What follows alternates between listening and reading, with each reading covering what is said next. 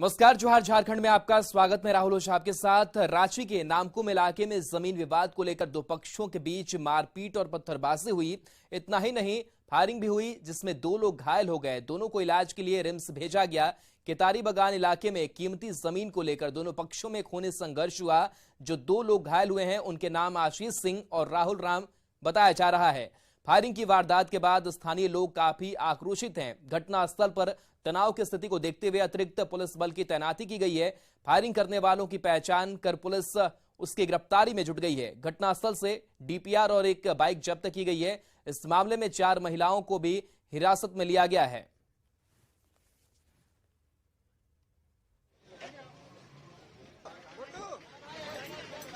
रांची के नामकुम में अपराधियों की फायरिंग में घायल 2 युवकों का इलाज रिम्स के ट्रामा सेंटर में चल रहा है। दोनों घायलों का नाम है आशीष कुमार और राहुल कुमार। नामकुम में जमीन के टुकड़े को लेकर 2 गुटों के बीच विवाद चला आ रहा था। एक पक्ष के आदित्य और रितेश किसी काम से वहां गए थे, तभी दूसरे गुट के अपराधियों ने उन पर ताबड़तोड़ फायरिंग कर दी। हमले में दोनों युवकों के पैरों में गोली लगी है। फिलहाल दोनों घायलों की हालत सामान्य है। ज्यादा जानकारी दे रही है न्यूज 18 संवाददाता रूपाली त्रिपाठी। राजधानी रांची के नामकुम क्षेत्र में दिन दहाड़े 2 युवकों पे गोली चला दी गई, जिनका इलाज फिलहाल रिम्स अस्पताल के इमरजेंसी वार्ड में चल रहा है। दोनों जो युवक हैं उनके पैरों में गोली लगी है और ऐसा जो हादसा है दिन दहाड़े आज चुटिया क्षेत्र। हम सभी मंदिर गए हुए थे। मंदिर से वहाँ से वापसी के समय वहाँ पे कुछ भीड़ में लड़ाई झगड़ा हो रहा था। हम देखने गए। वहाँ पे कौन आया था, किसने गोली चलाई, कुछ मालूम? आशीष जी ने आशीष भैया जी ने गोली लगी है। उन्होंने बताया कि वो पहचाने उस व्यक्ति को और नाम बताया परेश वाल्मीकि, जो वाल्मीकि नगर का रहने वाला है। और उसने ताबड़तोड़ 6 राउंड फायरिंग की, जिसमें पैर में गोली लगी और आशीष भैया के सर से छू के निकली है। गोली मारकर फरार हो गए थे कि ये लोग निकले थे? फरार हो गए। ये तो डॉक्टर सब मिले, अभी ठीक है स्थिति। और जो गोली भी चलाया है, पता चला है कि वो थोड़ा सा आपराधिक किस्म का भी आदमी है। वो वाल्मीकि नगर में है, रहता है। इससे पहले भी कभी धमकी वमकी आई है, कभी आपके परिजनों ने व्यक्त किया है इस बात को? नहीं, इससे पहले तो धमकी वमकी कुछ नहीं आया था। तो युवकों को जो है पैरों में गोली लगी है और अभी उनका जो प्राथमिक उपचार है वो जारी है। लेकिन ऐसी गोली चलने की मामला जो है वो दिन दहाड़े राजधानी रांची में अक्सर देखने को मिल रहा है, जिस पर अभी भी प्रशासन कहीं ना कहीं पीछे दिखाई देती है। फिलहाल पूरे मामले में जो पुलिस विभाग है वो जानकारी और जांच में जुटी हुई है। कैमरामैन संत के साथ रूपाली त्रिपाठी, न्यूज 18 रांची। रांची के लालपुर में देर रात पार्किंग प्लेस को लेकर 2 गुटों के बीच जोरदार झड़प हो गई। ये सनसनीखेज वारदात लालपुर के लोक विहार के पास हुई, जहां पार्किंग स्पेस के झगड़े को लेकर एक परिवार की महिला सदस्यों ने दूसरे गुट पर हमला कर दिया, साथ ही घर का सामान तहस नहस कर दिया। पूरी वारदात गली में लगे सीसीटीवी कैमरे में कैद हो गई। पीड़ित शहनाज खातून ने इस सिलसिले में तनवीर खान, तौसीफ खान और शब्बीर खान नामक 3 आरोपियों के खिलाफ प्राथमिकी दर्ज कराई है।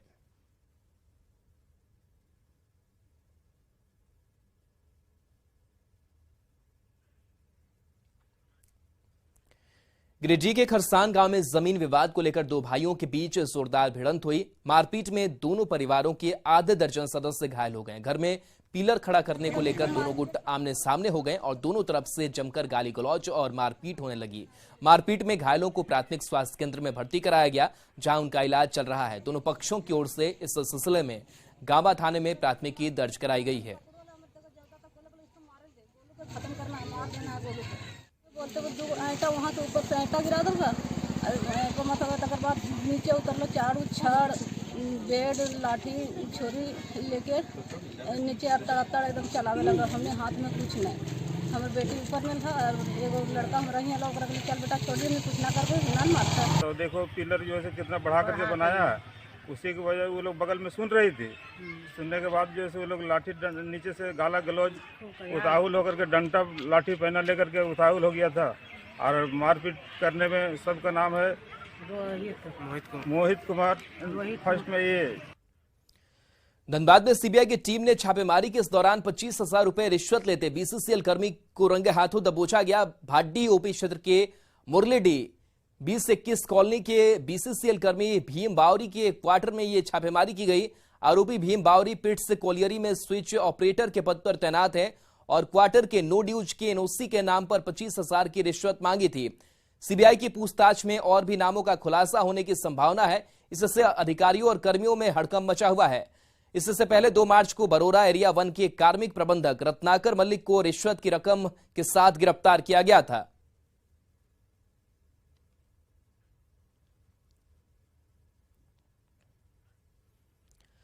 खबर धनबाद से, जहां पूर्व रेलवे की आसनसोल डिवीजन की ओर से रेलवे की जमीन में रह रहे लोगों को जमीन खाली करने का नोटिस थमाया गया है।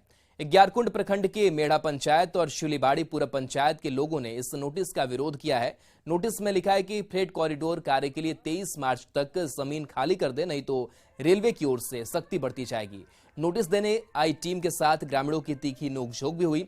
हैरत की बात यह है कि रेलवे की ओर से काली मंदिर को भी नोटिस जारी किया गया है, साथ ही उसे भी खाली नहीं करने पर कड़ी कार्रवाई की चेतावनी दी गई है। लोगों ने उजाड़ने से पहले पुनर्वास की मांग की है, साथ ही हर लड़ाई के लिए तैयार रहने का दावा किया है। और मैं स्पष्ट रूप से कह देना चाहता हूं कि सुप्रीम कोर्ट का सर्वोच्च न्यायालय का आदेश है कि बिना बसाए किसी को उजाड़ा ना जाए, और ये लोग जबरदस्ती जो है नोटिस दे थमाने का काम कर रहे हैं। हम लोग पूरा दहशत में है, ये लोग जो है दहशत फैलाने का काम कर रहे हैं। फ्रेट कॉरिडोर जो रेलवे लाइन का विस्तारीकरण हो रहा है, 2 लाइन रेलवे लाइन का जो बिछ रहा है, उसके जीएम से माननीय पूर्व विधायक महोदय जी ने बात किया कि 40 मीटर में जो है उनके जीएम जो है फ्रेट कॉरिडोर के जीएम कलकत्ता में बैठते हैं, उन्होंने कहा कि 40 मीटर में हमारा काम हो जाएगा, और ये लोग 120 मीटर पर नोटिस दे रहे हैं, हम लोग को दहशत में डाल रहे हैं, आत्महत्या करने पर हम लोगों को मजबूर कर रहे हैं। हजारीबाग में उत्पाद विभाग को पिछले 1 साल में काफी सफलता हाथ लगी है। सहायक आयुक्त के अनुसार वर्ष 2022 से लेकर फरवरी 2023 तक 40 व्यक्तियों को गिरफ्तार किया गया, जबकि 442 व्यक्ति फरार चल रहे हैं। पूरे साल भर में 702 केस किए गए हैं, साथ ही भारी मात्रा में शराब बरामद किए गए। पिछले 11 महीनों में 164 करोड़ रुपए के राजस्व का फायदा हुआ है। 40 व्यक्तियों को जेल भेजा गया है, 442 व्यक्ति फरार हैं और 219 केसों को संधानित किया गया है। पूरे वर्ष भर में 702 केसेस पकड़ी गई है, और उनमें जब्त प्रदर्श जो है सीजर, वो चुलाई शराब 13,943 लीटर है, अवैध जावा महुआ 24,250 किलोग्राम है, अवैध देसी शराब 724 लीटर है, अवैध विदेशी शराब 8,588 लीटर है, अवैध बियर 248 लीटर है। निर्दलीय विधायक सरयू राय ने स्वास्थ्य विभाग पर अनियमितता का आरोप लगाते हुए स्वास्थ्य मंत्री पर सवालों का जवाब देने में आनाकानी करने का इल्जाम मढ़ दिया है। रांची में उन्होंने कहा कि स्वास्थ्य विभाग ने करोड़ों का घपला किया जा रहा है। उन्होंने ये मुद्दा उठाया तो स्वास्थ्य मंत्री ने बात को पलट दिया। वहीं बीजेपी विधायक बिरंची नारायण ने दिल्ली की तर्ज पर झारखंड में भी शराब घोटाले का आरोप लगाया है। जहां मेरा अधिकार नहीं है वहां बिना मुख्यमंत्री से अनुमोदन लिए कोई भी ट्रांसफर पोस्टिंग नहीं किया है, और इसलिए मैं अध्यक्ष महोदय से कहूंगा कि मंत्री से इसका स्पष्टीकरण दिलवाइए। सदन में आने और जो विधायक प्रश्न पूछते हैं उसके बारे में कुछ भी कह देने की मंत्रियों की परंपरा से हो गई, और खास करके स्वास्थ्य विभाग तो लगता है कि सदन की बात नहीं सुनता है। मुख्यमंत्री के यहाँ से फाइल मांगी जाती है, फाइल नहीं देते हैं। तो ये तो पर्याप्त कारण है कि मुख्यमंत्री सामूहिक दायित्व का जो सिद्धांत है उसका उल्लंघन करने के कारण स्वास्थ्य मंत्री को अविलंब मंत्री झारखंड की कंपनी को काम नहीं देकर छत्तीसगढ़ की कंपनी को बुलाकर काम दिया। ऐसी कंपनी को काम दिया जो आकर के न सिर्फ शराब का जो होलोग्राम है वो खुद छपवाने लग गई, बल्कि शराब आधा पानी डालकर पैक करने लग गई। कीमत अगर उसका किसी का 1,500 रुपया तो 3,000 में बेचने लग गई। तो घोटाला सिर्फ कागजी नहीं है, उसके अलावा भी घोटाला है कि ये जो दोगुना लगभग आपने मूल्य आपने निर्धारित किया, किसके कहने पे किया और वो राशि कहां जा रही है। इसलिए आंकड़ा सिर्फ ये जो 690 करोड़ रुपया कम राजस्व का मामला नहीं है, ये अगर घोटाला पकड़ा जाएगा तो हजारों करोड़ में होगा। और जैसे मनीष सिसोदिया जी आज जेल की चक्की पीस रहे हैं, झारखंड में भी बड़े बड़े लोग जेल की चक्की। कांग्रेस विधायक अंबा प्रसाद ने हजारीबाग में रामनवमी जुलूस पर प्रतिबंध और भक्तों पर धारा 107 लगाने का जोरदार विरोध किया है। रांची में उन्होंने कहा कि हजारीबाग की एसटीओ तानाशाही करने का आरोप लगाते हुए कहा कि चुन चुन कर राम भक्तों को धारा 107 के जरिए डराया धमकाया जा रहा है।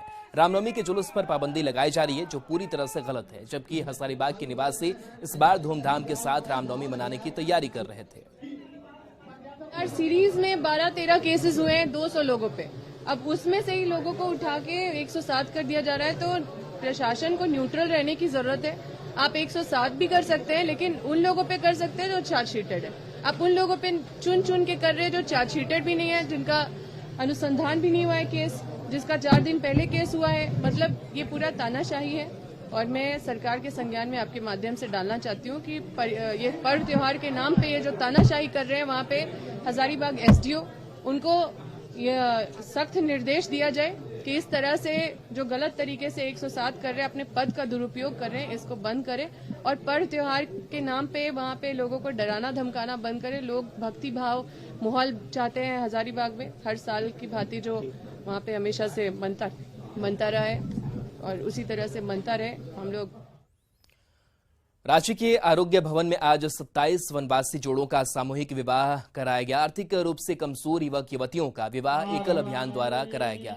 इस विवाह के लिए झारखंड के अलग अलग जिले से लोग पहुंचे थे। विवाह कराने से लेकर लड़की के घर बसाने तक का सारा सामान एकल अभियान द्वारा किया गया। विवाह के दौरान दोनों पक्षों के परिजन भी मौजूद रहे। एकल विद्यालय अभियान द्वारा हर वर्ष ऐसे सब वनवासी क्षेत्र के समस्याग्रस्त ऐसे नवयुवक होते हैं जिनके विवाह में भी आर्थिक स्थिति संकट पैदा करता है और गांव समाज में उसके चलते उनकी मान्यता नहीं मिलती या फिर वो आर्थिक व्यवस्था के कारण से शादी विवाह नहीं कर पाते। रस्म रिवाज निभाना पड़ता है, लोग भोजन देना पड़ता है, बारात की व्यवस्था करनी पड़ती है। तो ऐसे लोगों को हम लोग वर्ष भर में चिन्हित करते हैं, उनका पंजीयन कराते हैं और फिर सामूहिक विवाह समारोह करके उनको सम्मानित। लोहरदगा जिला समढ़ाले मैदान में रोजगार सह विकास मेला का आयोजन किया गया। मेला का उद्घाटन डीसी, एसपी और डीडीसी ने किया। यहां कई प्राइवेट कंपनियों ने बेरोजगार युवकों से इंटरव्यू लिया। अन्य कंपनियां भी सैकड़ों रिक्तियां लेकर पहुंची।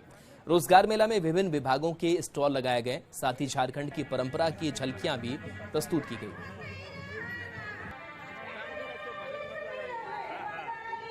खासतौर पे रोज़गार को लेकर के जो अलग अलग योजनाएं हैं, पहल है, वो सभी हम लोगों ने इस मेले में एक साथ रखे हैं। सभी विभागों के स्टॉल यहाँ पे लगे हुए हैं और मुझे लगता है जो युवा अपना करियर बनाना चाहता है, आगे अपनी ज़िंदगी और बेहतर करना चाहता है, वो सरकार की इन योजनाओं का फ़ायदा उठाएंगे और एक बेहतर भविष्य की दिशा में कदम रखेंगे। रामगढ़ में पतरातू लेक के बीचों बीच स्थित आइलैंड पर्यटकों को लुभा रहा है। आइलैंड पर पर्यटकों को कई सुविधाएं उपलब्ध कराने की कवायद में जेटीडीसी जुटा हुआ है। यहां पर रेस्टोरेंट समेत बुनियादी सुविधाएं मुहैया कराई गई है। यहां G20 के डेलीगेट्स भी आए थे, जिसे लेकर आइलैंड को खूबसूरत तरीके से सजाया गया है। आइलैंड पर lighting, watch tower, selfie point और गार्डन मुख्य आकर्षण का केंद्र है।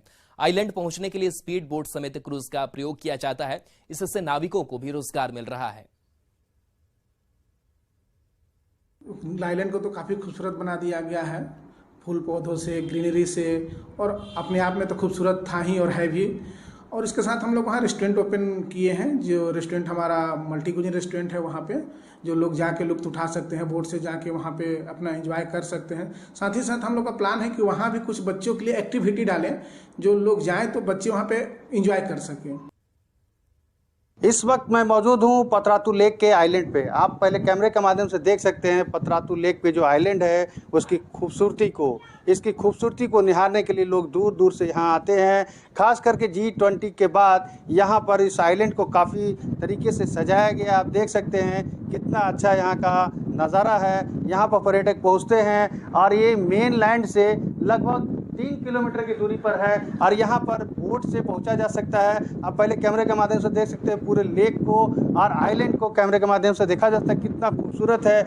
यहाँ पर पर्यटकों के लिए काफ़ी सुविधाएं दी जा रही हैं। रेस्टोरेंट भी बनकर तैयार है। यहाँ पेयजल की सुविधा है, टॉयलेट्स और उससे अन्य सुविधाएँ भी यहाँ पर दी जा रही है। कुछ पर्यटक से हम सीधे बात कराते हैं। कहाँ से आई हैं? मैं आई हूँ चौवासा से। क्या नाम? त्रिशा नाम है मेरा। कैसा लग रहा है आइलैंड? ये बहुत सुंदर है, जितना मैंने सोचा था उससे भी ज़्यादा सुंदर है ना। मैंने बस इसके बारे में सुना था, लेकिन आज मैंने आके खुद भी देखा। सच में मेरे को तो बहुत ही अच्छा लगा।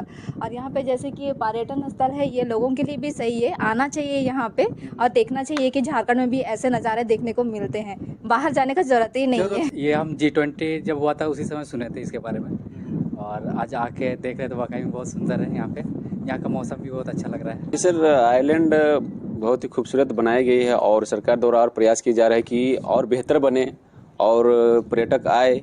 इस तरह से हम लोग को नाविकों के अगर पर्यटक आते हैं तो रोजगार बढ़ेगी और कुछ आर्थिक रूप से हम लोग मजबूत हो पाएंगे।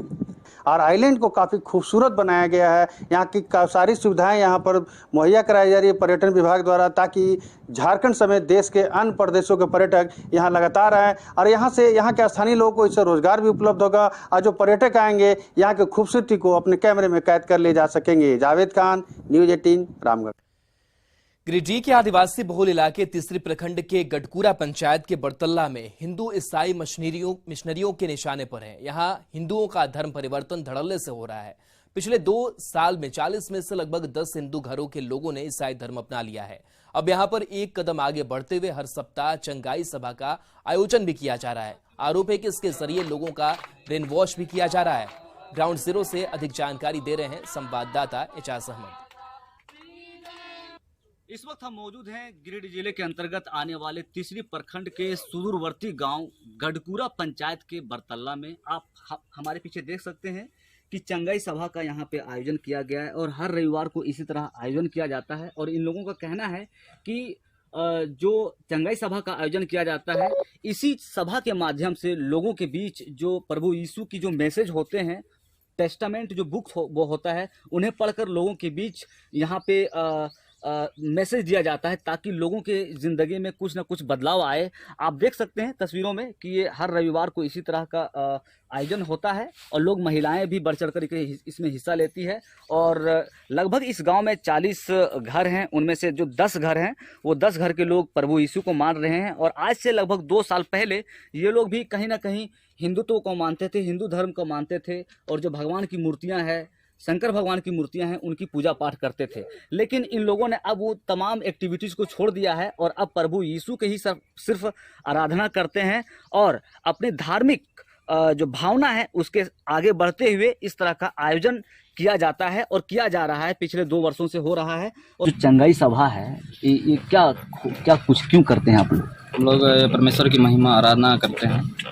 हमारा हर एक संडे को आराधना होता है, परमेश्वर की स्तुति आराधना उसकी होता है, क्योंकि परमेश्वर ने हम लोग के जीवन में बदलाव किया। हम लोग को परमेश्वर ने हमको चंगाई दिया, छुटकारा दिया, इसलिए हम परमेश्वर को धन्यवाद करते हैं, महिमा करते हैं आज। और क्या कुछ कहना चाहेंगे? जैसे कि बहुत सारे लोगों का कहना है कि आप लोग धर्म परिवर्तन का करवाते हैं या तो फिर जबरन करवाते हैं, इसके बारे में कुछ आप लोग, आपका प्रतिक्रिया?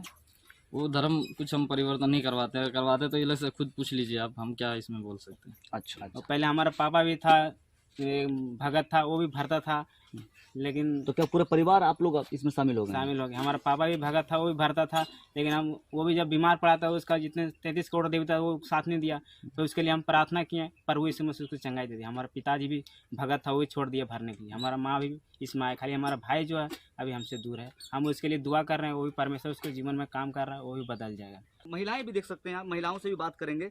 लेकिन इन लोगों का कहना है कि जिन परिवार के कई लोग हैं जो अभी तक क्रिश्चियन नहीं बने, लेकिन इन लोगों का कहना है कि ये लोग प्रभु यीशु से प्रेयर करेंगे, उसके बाद इन्हें पूरा उम्मीद है कि वो लोग भी कहीं ना कहीं इसमें आने का काम करेंगे। कहिया क्रिश्चियन बन ली, पहले हिंदू होली की?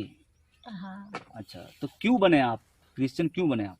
हम क्रिश्चियन बन लिए, जैसे मतलब बहुत भारी परेशान रो लिया, रात दिन परेशान रो लिया, महीना में मतलब 2 बार 3 बार डॉक्टर घर जेते रो लिए, तब सुनलिए, तब हम चल गए सुन करके ढाप गलिए, सुन करके क्रिश्चियन में तो वहाँ गलिए, तो वहाँ जैना से गलिए तैना से ठीक है। इन लोगों के साथ अलग अलग तरह की बीमारियां थी, इनके घर वालों के साथ थी, लेकिन जब किसी ने इन्हें बताया कि प्रभु यीशु के शरण में जाया जाए तो इन लोगों की बीमारियां ठीक हो गई। हालांकि ये कितना सत्य है कितना असत्य है ये इन लोगों को ही पता है, लेकिन कहीं ना कहीं जो जिले के जो सुदूरवर्ती गांव है, जहां पे जो भोले भाले लोग रहते हैं, वहां पे इस तरह के मामले अक्सर सामने आते रहते हैं। लेकिन लेकिन बहुत सारे लोगों का कहना है कि यह सीधा सीधा धर्म परिवर्तन है, भोले भाले लोगों को बहकाया जा रहा है। गिरिडीह से न्यूज़ 18 के लिए मैं एजाज अहमद। मिशनरीज के इस काले खेल पर न्यूज़ 18 पूछता है, 2 साल से कैसे धर्म परिवर्तन का आखिर खेल चल रहा है? प्रशासन की ओर से क्यों कोई रोक नहीं लगाई गई? लोगों का ब्रेन वॉश कर मिशनरीज पर रोक आखिर कब तक लगेगी? और चलिए अब नजर